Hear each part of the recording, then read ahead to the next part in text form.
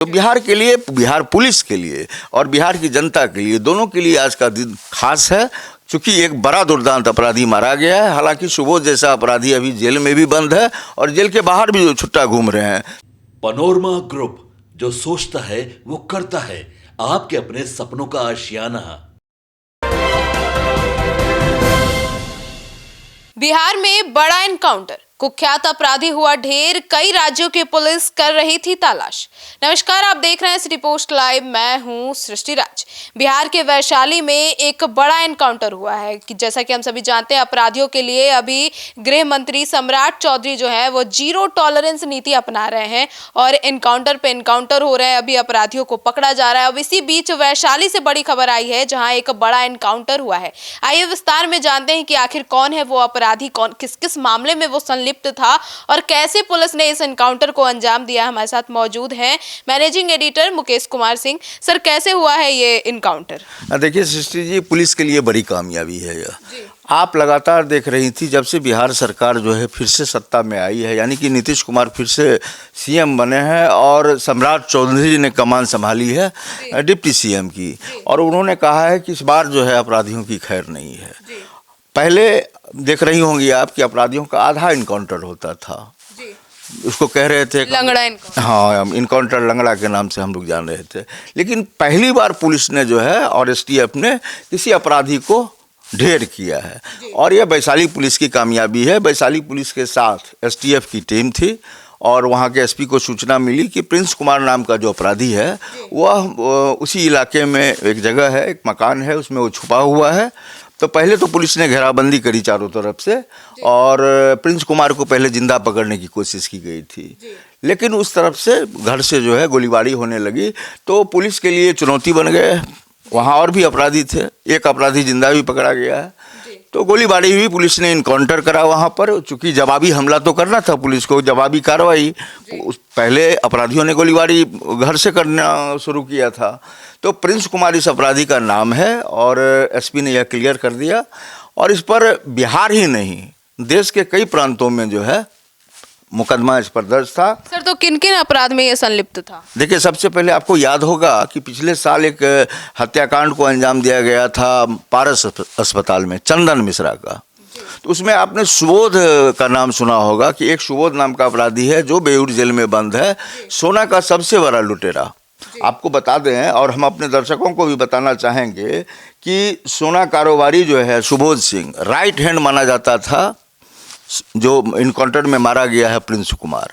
तो सबसे पहले तो हम अपने दर्शकों को बताना चाहेंगे कि 2017 में आसनसोल से 55 किलो सोना लूटकांड का अभियुक्त था सुबोध, जिसमें प्रिंस भी साथ था।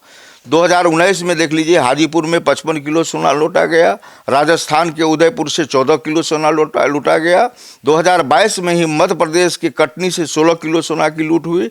2023 में देहरादून से 18 किलो सोने की लूट हुई। तो ये ग्राम वाली लूट नहीं थी, यह किलोग्राम वाली लूट थी। तो बड़ा जितना भी देश के अंदर सोना लूटकांड हुआ है, तो ये सुबोध सिंह नाम है इसका पूरा, और ये मास्टरमाइंड रहा है। और इसके अलावे भी कई और कांड हैं जिसको पुलिस अपने फाइलों में दर्ज करी है, लेकिन किन किन के तार उससे जुड़े हुए हैं यह साफ नहीं किया है। लेकिन हम लोग अगर कयास लगाएंगे तो सुबोध को इस बात की जरूर भनक होगी कि सोना लूट जो है हुई है उसमें उसका हाथ जरूर होगा। तो ये प्रिंस कुमार के बारे में आपको मैं बताना चाहता हूँ और अपने दर्शकों को भी कि पुलिस ने इस पर 2 लाख का इनाम रखा था। 2 लाख का इनामी अपराधी है ये। और ये देखिए, जैसा कि पहले ही हमने अपने दर्शकों को बताया कि हनुमान नगर स्थित एक जो है वैशाली के एक घर में वह छुपा हुआ था, और विक्रम सिहाग है वहाँ के एसपी, उन्होंने पूरी जानकारी दी कि हाँ वो इनकाउंटर में मारा गया है। और ये प्रिंस कुमार जो है, इसका नाम अभिजीत कुमार है और अपराध जगत में प्रिंस के नाम से मशहूर था यह, और ये शार्प शूटर था, सुबोध के लिए काम करता था। और 2018 में इसने एक पुलिसकर्मी की हत्या कर दी थी कोर्ट परिसर में। अब समझ लीजिए, कोर्ट परिसर में हत्या अगर की जाती है किसी अपराधी के द्वारा, तो वह अपराधकर्मी कितना साहसी और कितना दुर्दांत होगा। तो इसके बाद जो है उसकी गिरफ्तारी हुई, वह जेल में था और बाहर लाया गया था इलाज के लिए। और ये आपको बता दूं मैं कि ये इलाज के लिए जब अस्पताल में भर्ती था तो मटन पार्टी इसने दी। मटन पार्टी दी और तमाम जो पुलिसकर्मी थे उसको बंधक बना लिया और उसके बाद पुलिस को बंधक बना करके वो फरार हो गए। पिछले साल की घटना है। तो पुलिस लगातार इसकी तलाश में थी, लगातार जो है पुलिस के भी तार जो है कमज़ोर नहीं होते हैं, पुलिस भी सक्रिय थी और ये बड़ी कामयाबी इसको कहेंगे सृष्टि जी।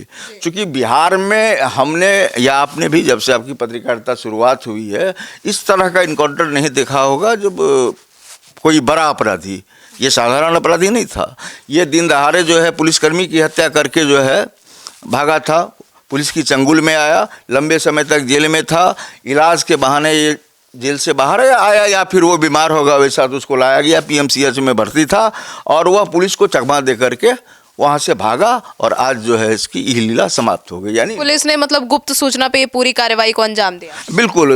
बिहार पुलिस, जैसे कि मैंने आपको बताया कि एसपी ने खुद प्रेस को जानकारी साझा करते हुए कहा है कि इनकाउंटर में प्रिंस अब ढेर हो चुका है और एक अपराधी भी जो है गिरफ्त में आया है, असलहे बरामद हुए हैं, जिंदा कारतूस बरामद हुए हैं। तो बिहार पुलिस के लिए ये बड़ी कामयाबी है।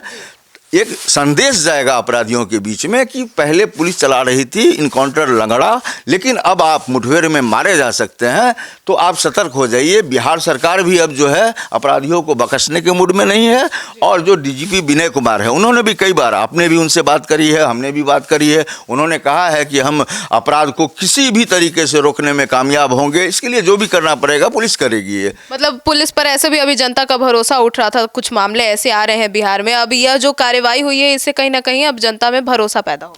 देखिए, एक घटना से आप पूरी तरह कहिएगा सृष्टि जी तो भरोसा बनना मुश्किल है, लेकिन कई मामले ऐसे अभी बिहार में हैं जिस पर पुलिस पर सवाल खड़े हो रहे हैं, चाहे वह पटना का शंभू हॉस्टल का कांड हो या फिर क्या कहते हैं पूर्णिया में एक बड़े कारोबारी की हत्या का मामला हो, तो इस पर सवाल पुलिस पर ज़रूर खड़े हो रहे हैं।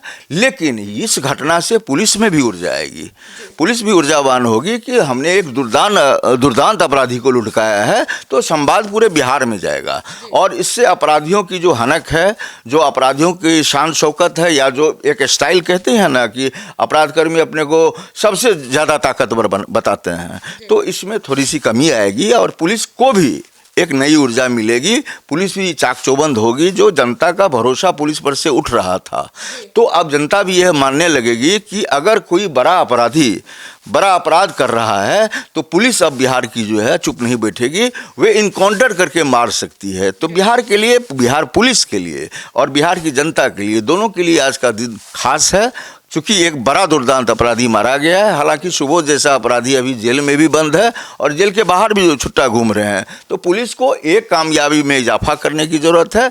आज एक अपराधी ढेर हुआ है तो हम लोग कयास लगा सकते हैं कि पुलिस यह कार्रवाई लगातार करेगी और यह इनकाउंटर का सिलसिला रुकना नहीं चाहिए और इसी इनकाउंटर के जरिए आप अपराध कर्मियों पर लगाम लगा सकेंगी और जनता को फिर सुकून मिल सकेगी। तो सुना आपने हमारे इस डिबेट को। तो अब कुख्यात अपराधी प्रिंस के मारे जाने से कहीं ना कहीं अब जनता के बीच भी भरोसा कायम हुआ है और पुलिस महकमे में भी काफ़ी अब जो पुलिस प्रशासन है वो मोटिवेटेड फील कर रही है। अब और भी इस तरीके के जो घटनाएं हैं, इस तरीके के जो चीज़ें एनकाउंटर है, उसको और काम किया जाएगा इसके ऊपर। अब आपकी क्या राय है इस पूरे मामले को लेकर? अपनी राय कमेंट सेक्शन में जरूर बताइएगा। धन्यवाद।